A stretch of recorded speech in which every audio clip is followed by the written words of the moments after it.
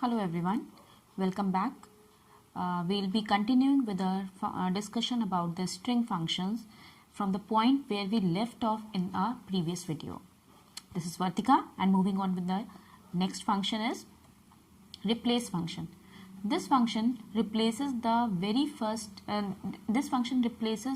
first argument with the second argument in the given string. The syntax of this function is we specify three arguments with it. The first one is the value which has to be replaced. The second one is the value with which the previous value has to be replaced. And third argument specifies the number of replacements to be done. For example, I have written Ali likes to bat but do not have a bat to bat. Now here I am replacing the first argument I have given as bat. That means I want to replace the occurrences of bat. The second argument I have written as ball. That means we want to replace bat with ball. And since we have not specified the third argument, it will replace all occurrences of the first with the second one. So your output is Ali likes to bowl but do not have a ball to bowl. Another example. In this I have taken the same text, but now I have specified the third argument also, that is 2. Now it will perform only 2 replacements. So your final output is Ali likes to bowl but do not have a ball to bat. So this third one is not replaced. Next function, rfind. Now this function returns the last occurrence of the specified value. The value that is provided as argument. It takes 3 arguments. The first is the value, second is the start, and third is end.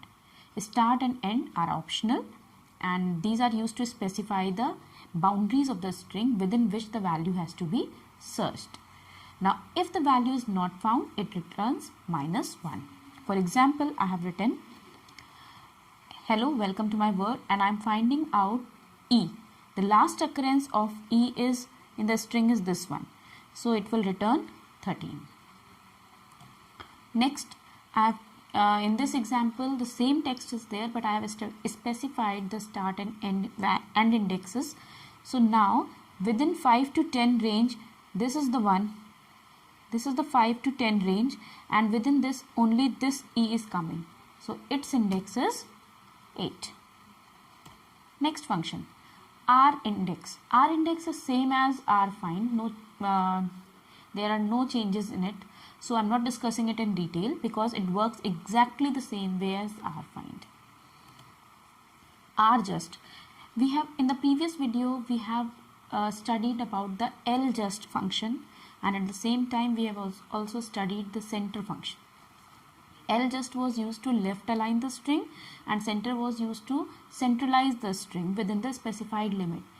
This is again in addition to that one. This right justifies the string within the specified length. We can also specify the character which will fill up the blank spaces. So the syntax are just with 2 arguments are there. First is the length and second is the character that will fill the blank positions. So if the text is banana and I said rjust 20, that means length of the string will be 20, and in this length banana will be right justified, and in this beginning spaces will be filled with 0. So this is the output. rPartition. rPartition, again we have already read the function partition. What was it doing? It was breaking down the string into a tuple containing 3 elements. The first one was the first of all it searches the text, and the very first occurrence of the value is taken as a division part. Right? The string is divided into 3 parts and each part will form an element of the tuple. The same is the work of this function also, but what the difference between partition and rPartition is that partition searches for the first occurrence of the value, whereas rPartition searches for the last occurrence of the value. So when it finds the last occurrence of the value, from there it splits the string into 3 parts. The first part, the part before the last occurrence of the value, second part is the value itself, and third part is the part of the string after the value. So let's take an example. TXT, I could eat bananas all day. Bananas are my favorite fruit. This is the text, and when I have written txt.r partition bananas, so the last occurrence of bananas is this one. So this will be taken as a split point. So the first part will contain I could eat bananas all day, including comma. Second part will be bananas, and third part will be are my favorite food. You can check it out. But if suppose now I am looking for the string that I have given is not found in this. The value that I have specified is not found in this string. Now what will happen? It will consider this entire string as one element, and the rest two elements will be blank. In this way, the entire string is taken as one, and the rest two are taken as blank. R-split. R-split function splits a string into a list starting from the right hand side, and this function takes an argument which is used to specify the separator from where the splitting has to be done. So there are two arguments can be specified. The first one is your separator, and the second one is your max split. Max split means the number of splittings to be done in the string. For example, this is the text. When I have given R split, now I have given an argument as comma. That means you will be taking comma as a separator. And then it will start breaking the string from the right hand side. So this will be the first one, then this one, and then this one. It will return the answer in the form of a list. In the same way, in the second example, I have given a second argument that is 1. That means only one splitting has to be done. So first split is this, and this is all. Only one split has to be done. So this will be taken as the entire part. So your answer is apple and banana is one text, and this is another. R-strip function. As the name suggests, right stripping. That means removing any trailing characters, that is characters at the end of the string. Normally spaces are removed when we apply this function if we do not specify the argument. For example, if I have given only this much, a.rstrip, I have not provided any argument with the function. Now this will remove the trailing spaces. So the output it will display is, see, this is the output. Apple, the trailing spaces are removed, is my favorite fruit. In the second example, I have specified the character. So it will remove these characters. So your output is, okay, split function.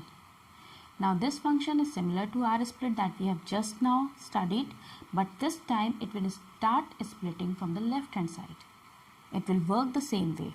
I have taken the same example. Welcome to the jungle. I have not specified any argument with it, so it is going to take spaces as a separator, and it will split the string this way. Next example, I have specified the delimiter as hash symbol.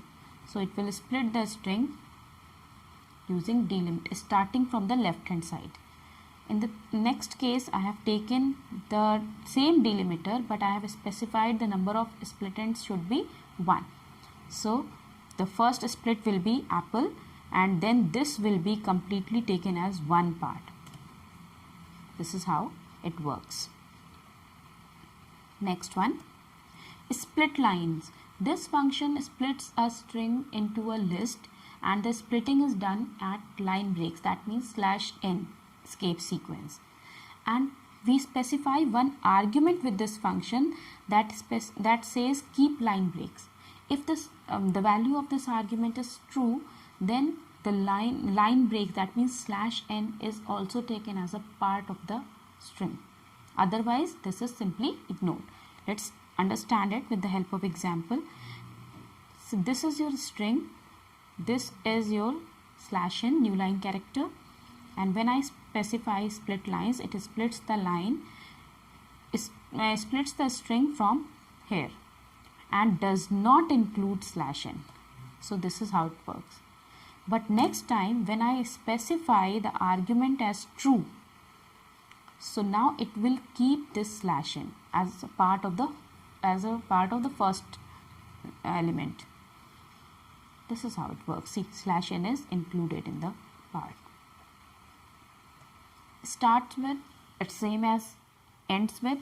In ends with, it was checking whether the string ends with a particular value. In this case, it checks whether the string starts with a particular value.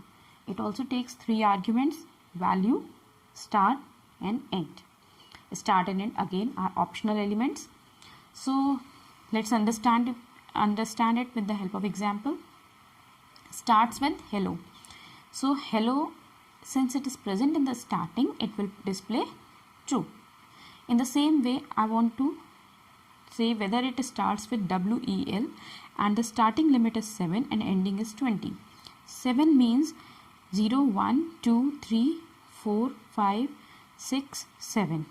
WEL. So again this will give you true. Strip function. We have read the function rstrip, we have read the function lstrip. Now this is strip function. This is a combination of the two functions. It will remove both the leading as well as trailing characters. If none of the characters are specified, it will remove the spaces. So this is a text, and in this text spaces are given in the starting as well as ending. So when I apply this function strip, it simply removes these beginning spaces as well as ending spaces. So of all fruits, then banana will be there as my favorite, without any space either in the beginning or at the end.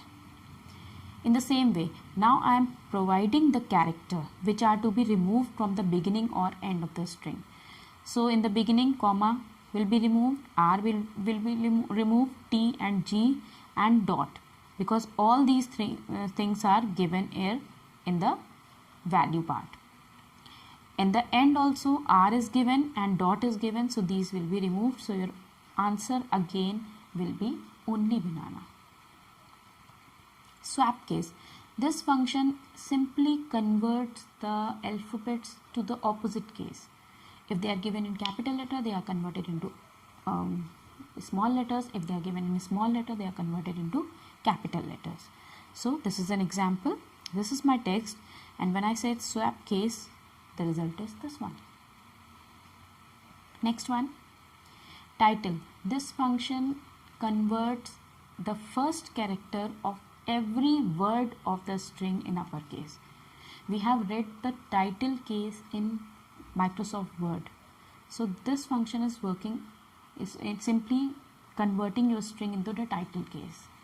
So if this is my string, one thing has to be taken into account, that if the word begins with a numeric value, which is in this case, right, then it will convert the second character to uppercase. See, this is the answer. Okay. Upper function. Just like lower function, this function converts all the characters in the string to uppercase. If there are symbols or numeric values provided, they are simply ignored. So the example is hello my friends, and this is converted to uppercase, so final output is this one. Next is your Z fill. Now this function simply adds zeros at the beginning of the string. You can simply say that it is a form of right justified, right? This function right justifies the string, and the initial spaces, blank spaces, are filled with 0. So let's take an example. There are 3 strings, hello, welcome to the jungle, and 10.000. When I say a.z fill 10, so it will be displayed, 10 spaces will be allotted for hello, and initial will be filled with 0. b.z fill 10, since the value of b is bigger than 10, so this z fill will be ignored. In the third case again, this is of 6 length, so 4 characters in the beginning will be filled with 0. With this we come to the end of this video.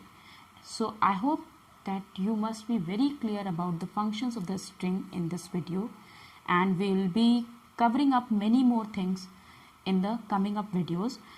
And my next video will be not in the form of presentation, but it will be on board. So I hope you will subscribe to it and do keep watching my videos. Thank you.